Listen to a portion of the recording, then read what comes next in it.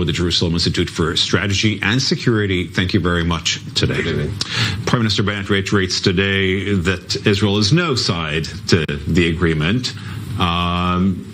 pointing out that Israel is still preparing for military attacks on nuclear sites in Iran if it would be required to do so. Is he doing the right thing diplomatically, waving that gun? I think this gun waving, Israel has been doing it for the past 10 years, even more than 10 years. And in fact, the Americans themselves used to do it also. In other words, I don't think the negotiations towards the JCPOA in 2015 that led to the JCPOA in 2015 would have happened without, of course, the economic sanctions, but also the U.S. threat that the military option was on the table. So Israel itself has been waving the threat of this military option. Obviously, this is being said in the context of the renewed negotiations in Vienna. The question, of course, is how seriously the Iranians take this threat, because we know that one of the reasons why the Obama administration decided against a military operation in 2012 and 2013 was the fact that, first of all, a military operation would not have erased the nuclear knowledge that the Iranians have amassed for 20 years, but also it's a program, it's an infrastructure that's spread out in a very big country and a deep underground. So that's a threat that I think Bennett is correct to make it, but the question is how credible it is to the Iranians. How are negotiations looking as far as you assess? We're hearing today, both from Iranian and European officials, that there has some progress, significant progress has been made. How can we interpret that? And Iranians are also saying today there will not be an interim agreement.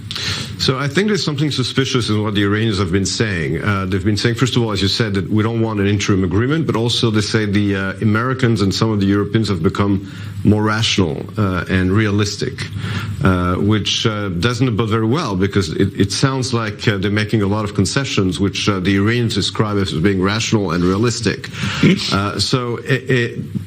And the French Foreign Minister Le Drian also said that progress was being made. But as I said, listening to the Iranians' comments, it sounds more like, the Europeans and the Americans giving it to Iranian demands. And then you have the Iranians adding immediately, and we won't agree to an interim agreement, because it looks like some of those concessions were made by the West in the hope that an interim agreement would be reached, if a final agreement was not on the cards. So it sounds from the Iranians' comments that so far we're talking more about concessions from the West than any real progress.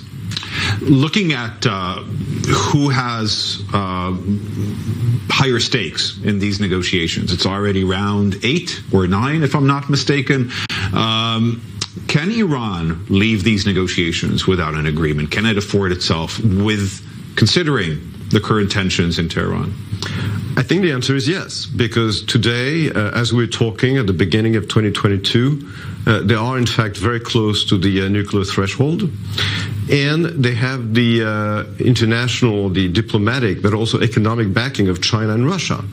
We're not in the context of the pre-JCPOA negotiations, where there were international sanctions imposed and applied by all the permanent members of the Security Council.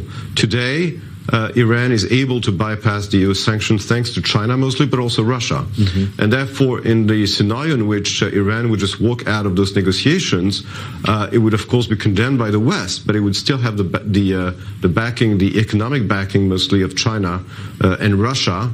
And again, don't forget that they can always blame the United States for unilaterally leaving the agreement in 2018, and that's what the Iranians have been doing.